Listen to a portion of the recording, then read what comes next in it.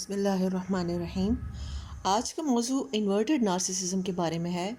اسے میں نے کئی وجوہات کی بنیاد پر نرگسیت کا عکس کہا ہے۔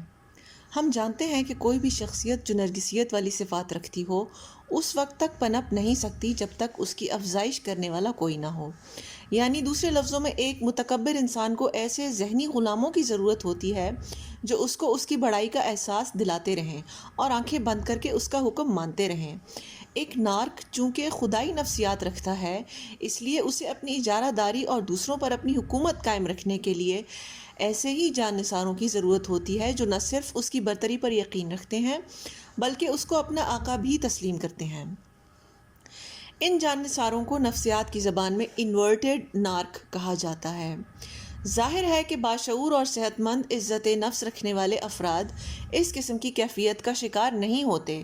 وہ جانتے ہیں کہ ان کی اوقات کیا ہے اور یہ کہ انہیں کسی قسم کی احساس کمتری کا شکار ہو کر نارک کی ذہنی غلامی اختیار کرنے کی ضرورت نہیں۔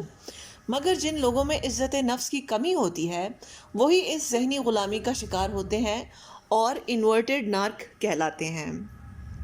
نارک اور انورٹڈ نارک بہت قریبی رشتے میں جڑے ہوتے ہیں۔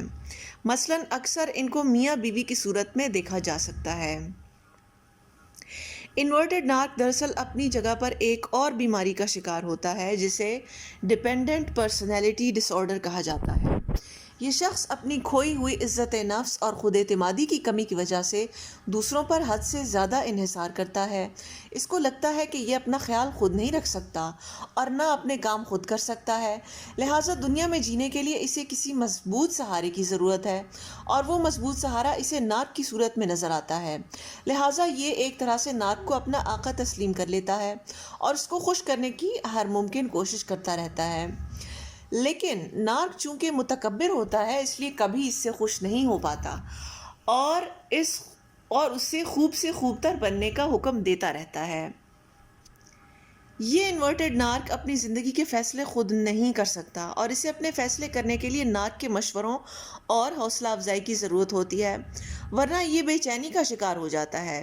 یہ اپنے آقا سے کسی بھی بات پر اختلاف کرنے سے بہت گھبراتا ہے کیونکہ اس کو اپنے آقا کی سرپرستی کے چھن جانے کا اور اس کی سزا کا خوف ہوتا ہے۔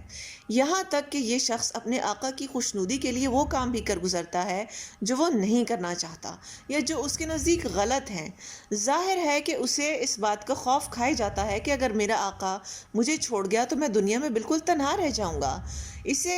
اس تنہائی کے خوف اور خود اعتمادی کی وجہ سے یہ ساری زندگی غلامی میں گزار دیتا ہے اور اپنے آقا سے تعلق کو برقرار رکھنے کے لیے کسی بھی حد تک چلا جاتا ہے۔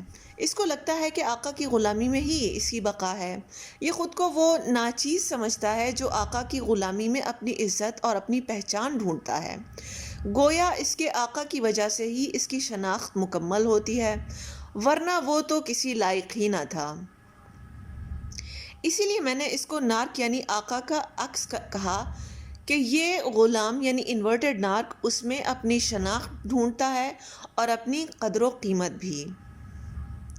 دوسری وجہ اس کو عکس قرار دینے کی یہ بھی ہے کہ یہ غلام اپنے آقا کی محبت میں اسی کے رنگ میں رنگ جاتا ہے، جیسا آقا ویسا غلام۔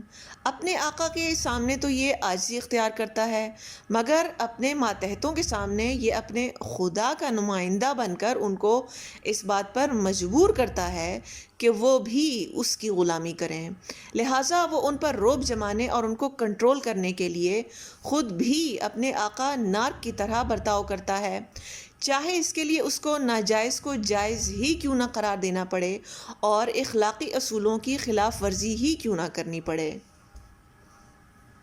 امید ہے کہ آج کی ویڈیو سے آپ کو ایسے افراد کی نشاندہی کرنے اور ان سے دور رہنے میں مدد ملی ہوگی۔ آپ کی توجہ کا شکریہ۔